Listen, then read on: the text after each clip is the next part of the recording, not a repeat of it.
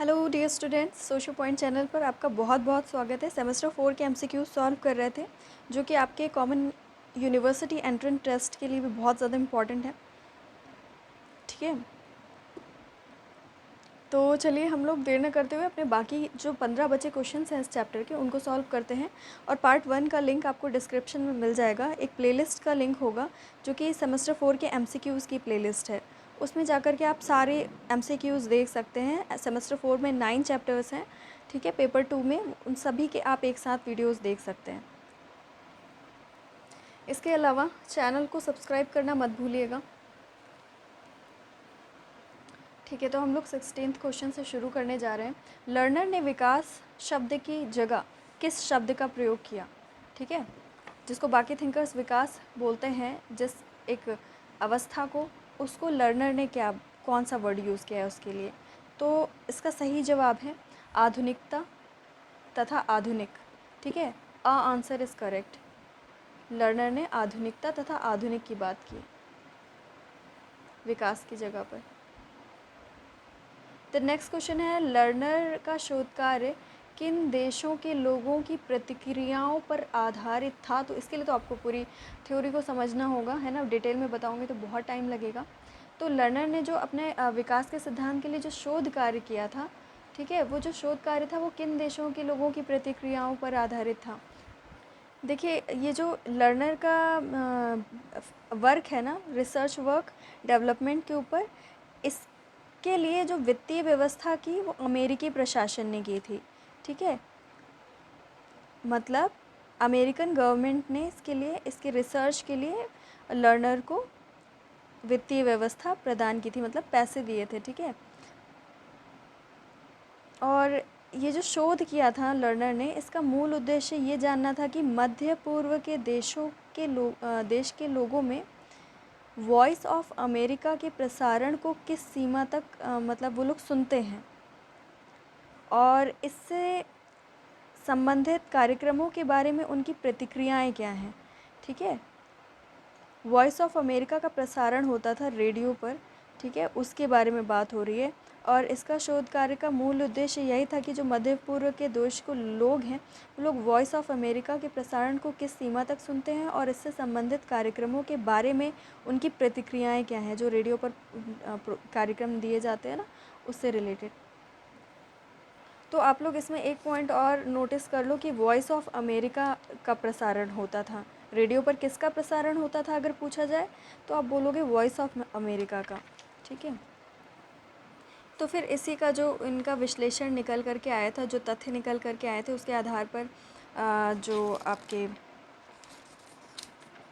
Learner थे, उन्होंने कहा कि आप अगर संचार के साधनों को बदल दें तो आप वहाँ का जो आधुनिक ढंग है और जो सामाजिक, आर्थिक और राजनीतिक संगठन है, उसको भी आप विकसित कर सकते हो। तो इनका जो थ्योरी है वो जनसंचार के साधनों से संबंधित है। ये इतना कीवर्ड तो आपको याद ही रखना है हमेशा। ठीक है, और बाकी मनोविज्ञान वाली बातें भी जो पिछले वीडियोस में की, वो सब भी नोट किया होगा, I hope so. Next question पे हम लोग पहुँचते हैं। लर्नर का शोध कार्य किन देशों के लोगों की प्रतिक्रियाओं पर आधारित था? तो मध्य पूर्व की देश के लोगों की प्रतिक्रियाओं पर आधारित था। आपको अभी बता दिया, वॉइस ऑफ अमेरिका। ठीक है, प्रसारण होता था इसका। रोस्टोव ने उत्पादन के साधनों का पिछड़ापन, उत्पादन के एवं प्रति व्यक्ति आय का स्तर कम होने का उल्लेख किस तरह के समाजों के लिए किया है? मतलब साधनों का पिछड़ापन होता है और उत्पादन और प्रति व्यक्ति आय का स्तर भी कम होता है, तो ऐसा कौन से समाज में होगा? आप अंदाज़ा भी लगा सकते हो। इसका सही जवाब है परंपरावादी समाज। ठीक है, रोस्टोव के सिद्धांत के अनुसार भारतीय समाज विकास की किस अवस्था के अंतर्गत आता है? मतलब भारतीय समाज का जो स्तर है, उसकी अगर हम बात करें तो उनके जो 5 स्टेजेस थे, उसमें से 4 ऑप्शन में दिए हैं, तो वो किस स्तर पे है हमारा भारतीय समाज रोस्टोव के अकॉर्डिंग? तो इसका जो सही जवाब है वो क्या है? आत्मस्फूर्ति का स्तर, टेक ऑफ स्टेज। ठीक है, आत्मस्फूर्ति का स्तर या take off stage is correct answer of 19। ठीक है, और ये जो रोस्टोव ने 5 स्टेजेस दिए ना, उसमें से ये 3rd नंबर पर आता है। आत्मस्फूर्ति का स्तर 3rd नंबर पे आता है। देन नेक्स्ट क्वेश्चन है आपका, कौन सा विभेदीकरण स्मेल्सर के द्वारा विकास के परिप्रेक्ष्य में नहीं दिया गया? ठीक है, स्मेल्सर के द्वारा विकास के परिप्रेक्ष्य में कौन सा विभेदीकरण नहीं दिया गया? इसके अलावा आप उन 3 फैक्ट्स का भी, पॉइंट्स का भी रिवीजन कर लो कि विभेदीकरण, एकीकरण और सामाजिक बाधाओं के बारे में बात की है। ठीक है, अब देखते हैं कि विभेदीकरण कौन सा नहीं बताया इन्होंने। आर्थिक क्रियाओं में विभेदीकरण, पारिवारिक गतिविधियों में विभेदीकरण, जनसंचार में विभेदीकरण या धार्मिक व्यवस्था में विभेदीकरण। तो क्योंकि अभी तक आप इतने सारे थिंकर्स, 3 थिंकर्स पढ़ रहे हो, तो आपको पता है कि जनसंचार के बारे में बात कौन करता है? स्मेल्सर तो नहीं करते हैं, तो ये नहीं होगा, बाकी सारे होंगे। नगरीकरण में तीव्र वृद्धि रोस्टोव के अनुसार विकास के किस स्तर पर होती है? नगरीकरण बहुत तेज़ी से कहाँ पे होता है, कौन सा स्टेज पे होता है? रोस्टोव ने 5 स्टेज दिए ना, 5 स्टेज में से इन 4 ऑप्शंस में से कौन सा ऐसा स्टेज है जिसमें नगरीकरण तेज़ी से होता है, अर्बनाइजेशन बहुत तेज़ी से होता है? ऑप्शंस पढ़ो आराम से, ऑप्शंस पढ़ करके भी आप अंदाज़ा लगा सकते हो कि आंसर क्या होगा। परिपक्वता की प्रेरणा का स्तर, ठीक है, ड्राइव टू मैच्योरिटी स्टेज में बहुत तेज़ी से अर्बनाइजेशन होता है, और ये इनका चौथा स्तर है। ठीक है, नेक्स्ट क्वेश्चन पे आते हैं। कॉलिन क्लार्क ने आर्थिक विकास की कौन सी अवस्थाओं का उल्लेख किया है? ये क्वेश्चन नहीं आना चाहिए आपके एग्ज़ाम में। इसका आंसर मैं आपको बता देती हूँ, सारे।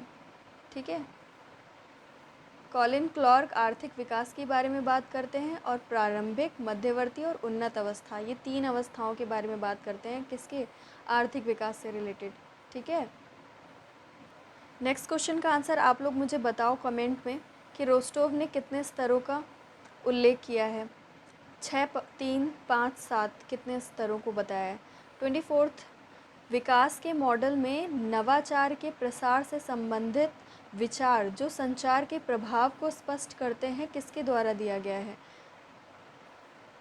देखिए, इसका जवाब तो रॉजर्स है, लेकिन ये आपके एग्ज़ाम में नहीं आएगा।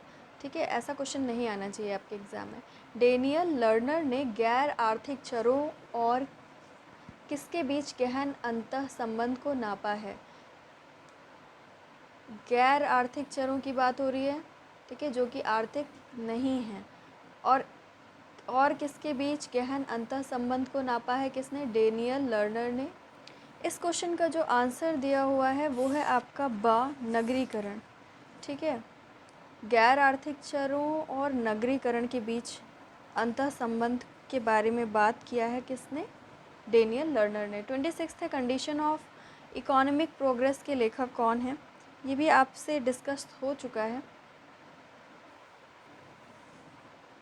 तो इसके ऑथर वही हैं जिनके बारे में अभी बात हो रही थी कि इन्होंने अपने विकास की अवस्था में, आर्थिक विकास की अवस्था में 3 स्टेजेस की बात करी, प्रारंभिक अवस्था, मध्यवर्ती अवस्था और उन्नत अवस्था। आई होप कि आपको याद आ गया होगा। कॉलिन क्लार्क इसका आंसर है, कॉलिन क्लार्क। डेनियल लर्नर ने अपनी पुस्तक में कितने लोगों का सर्वेक्षण करके सिद्धांत को प्रस्तुत किया? तो इसका जो सही जवाब है वो है 1800। ठीक है, नेक्स्ट क्वेश्चन है, जनसंचार के आधुनिक साधन का प्रभाव लोगों के परंपरागत मूल्यों को छोड़कर आधुनिक बनाने को प्रेरित करते हैं, ये विश्लेषण किसका है? बहुत इजी क्वेश्चन, तब से इन्हीं के बारे में बात चल रही है। कौन है बताइए, पॉज करके video. Answer is Daniel learner. ठीक है, वो जो रेडियो वॉइस ऑफ अमेरिका, जो गवर्नमेंट ने पे किया था इनकी रिसर्च के लिए, 1800 लोगों पर सर्वेक्षण किया है। ठीक है, मनोवैज्ञानिक, पहली बार विकास का मनोवैज्ञानिक सिद्धांत दिया है। किताब का नाम है the passing of tradition society. ठीक है, 1958 में पब्लिश हुई थी, है ना। तो ये सारी बातें हैं किसके बारे में? डेनियल लर्नर के बारे में। तो काफ़ी कीवर्ड्स में आपको बता दिया है। ठीक है, आपकी हेल्प के लिए। 29वां क्वेश्चन क्या है आपका, विकास का समाजशास्त्र पुस्तक के लेखक कौन है? सोशियोलॉजी ऑफ डेवलपमेंट किताब किसने लिखी है? आंसर इस श्यामा चरण दुबे। इसका आंसर एक बार आप लोग गूगल पे चेक कर लीजिएगा, ठीक है। एक बार गूगल पर चेक करिए सोशियोलॉजी ऑफ डेवलपमेंट बुक किसने लिखी है, देखिए किस इंडियन थिंकर का नाम आ रहा है, और उसके बाद मुझे कमेंट में बताइए। नेक्स्ट क्वेश्चन है आपका, आरामदायक और विलासितापूर्ण वस्तुओं के उपभोग की बढ़ती प्रवृत्ति रोस्टोव के विवेचन के अनुसार विकास के किस स्तर पर पाई जाती है? बहुत ज़्यादा आरामदायक और विलासितापूर्ण वस्तुओं का उपभोग हो जाता है, लोगों में इसकी प्रवृत्ति बढ़ जाती है, तो कौन सा होगा? अधिकाधिक उपभोग का स्तर, आत्मस्फूर्ति का स्तर, परंपरावादी स्तर, या इनमें से कोई नहीं? तो आप इसमें नाम से ही पता लगा सकते हो ना कि अधिकाधिक उपभोग का स्तर में, हाई मास कंजम्पशन वाले स्टेज में लोग बहुत ज़्यादा, मतलब लोगों का प्रति व्यक्ति आय बहुत बढ़ जाती है और लोगों की लाइफस्टाइल बहुत अच्छी हो जाती है, तो यहीं पर क्या होता है, आरामदायक और विलासितापूर्ण वस्तुओं का उपभोग बहुत ज़्यादा होने लगता है समाज में। तो बच्चों, आज के लिए इतना ही, बढ़ते हैं हम लोग अब नेक्स्ट चैप्टर की तरफ।